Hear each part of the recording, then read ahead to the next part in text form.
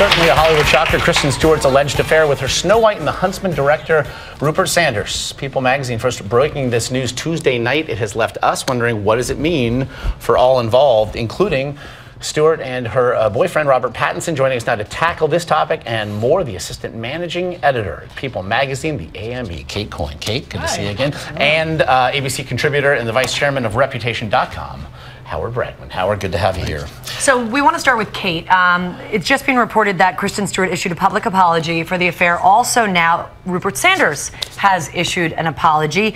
Was this in fact a full-fledged affair? Was it just a canoodle? What are we talking about? The photos are in the slightly more than a canoodle, not quite an affair range. I think you're going to be hearing the words momentary indiscretion a lot over the next few days. That's what they're calling this. That's what they're pegging it to. Certainly only one incident was caught on camera. But, you know, there are probably only 2, maybe 4 people who know just how many things occurred. How surprised are we, frankly, by the fact that they've addressed this so thoroughly on both sides? Well, they got caught with their hands in the cookie jar. There are photos, okay? There are actual photos of it, so they had to do it. But I'll tell you, they came out with apologies. It's nice they came out with the apologies.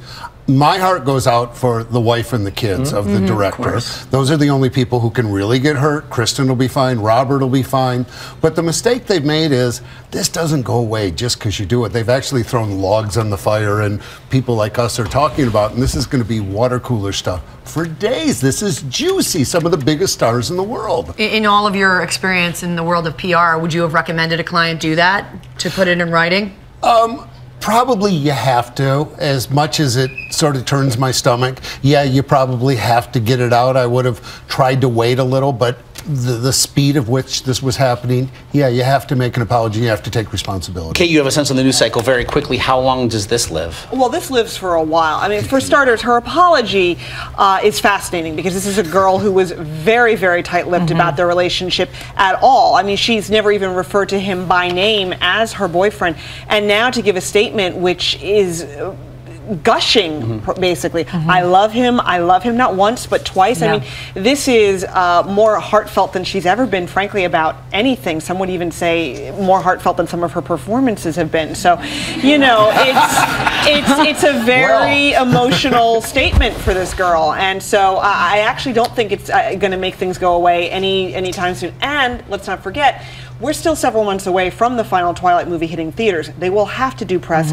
They will be back out there. Even if this dies down a month from now, come November, it'll be back. Yeah, it will be. We do want to also get to the other major story. We've been covering it now for a couple of days here on this program, the Jackson family drama that just continues to metastasize. ABC News now, again, has learned that Tito Joe Jackson has been named the temporary guardian for the 3 children involved. The judge says they cannot leave California. Randy Jackson joined us on GMA today and said this is not about money and that Catherine is headed back to the family compound there outside of Los Angeles. Okay, we're picking through all of this now. Howard, what do you make of it all? Well, I've seen the interactions. I've been at the family home. I've seen Catherine and the kids. Something is going on we don't know. There's a piece missing. If Catherine was healthy and strong, she would be there. Those kids rely on her. They don't make a move without her.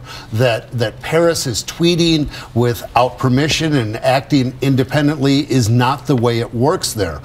Catherine either has a health issue or something's going on that they're not telling us. Oh, I would like us all to take a look at this surveillance video of Janet Jackson confronting Paris Jackson. Now, reports initially said that there was a physical altercation between Janet and Paris, but Randy Jackson says that wasn't the case at all on GMA this morning. Let's take a listen.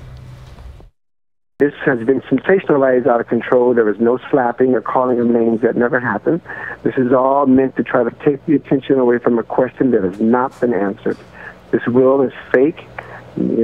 Flawed. This is a disgrace on this family. It's a disgrace on this country, and we want answers. Howard? You know, I'm not buying it all. There's a lot of money at stake, and some of these brothers and siblings need the money. They feel very hurt by how the will was. But some of them genuinely care about the kids, and I hope that's where their hearts end up, and that's where the right answers end up. Yeah, as do we. Certainly a lot for the magazine this week. Oh, we've got plenty to cover. Nothing else, yeah, we're going to be very busy. Kate Coyne and Howard Bragman, we do appreciate you both joining us.